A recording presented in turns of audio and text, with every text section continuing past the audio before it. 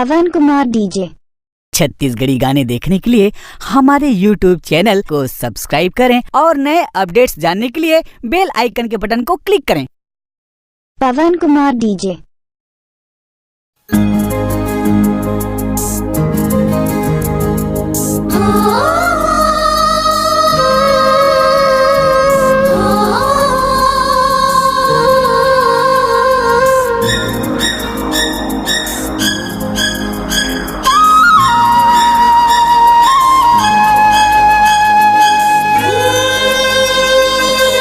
पवन Kumar DJ.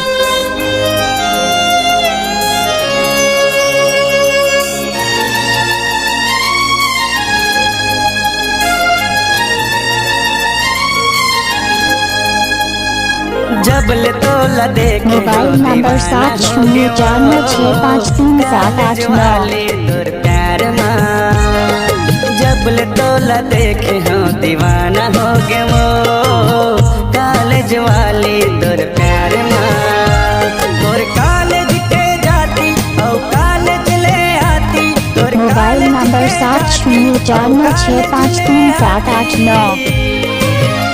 नैन बिछाए रही था तोरे इंतजार माँ जबल तोला देखे हम दीवाना हो गे वो कॉलेज वाली तोर प्यार माँ जबल तोला मोबाइल नंबर 7049653789। कॉलेज वाली तोर प्यार माँ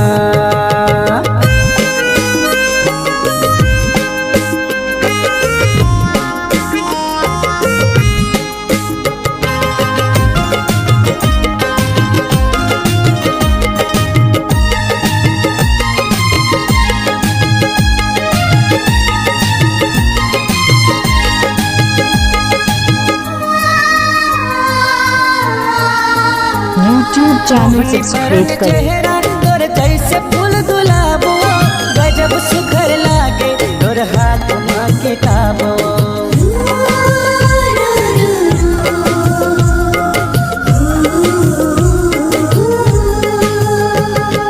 मोहनी बरन चेहरा तोर जैसे फूल गुलाबो गजब सुघर लागे तोर हाथ माँ किताबो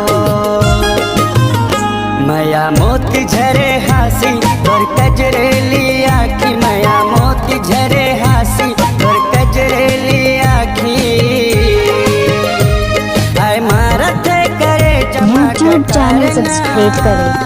जबल तोला देखे हम दीवाना हो गे वो कॉलेज वाले तोर प्यार माँ जबल तोला देखे हम दीवाना हो गे वो कॉलेज वाले तोर प्यार माँ YouTube चैनल सब्सक्राइब करें।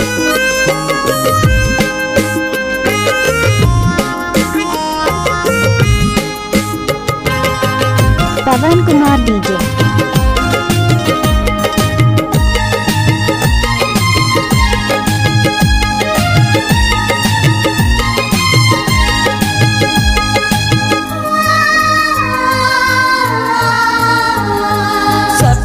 सपना था तोला नींद नहीं आवरा पवन कुमार डीजे। कर ले वो भरोसा तै पक्का मोर बात के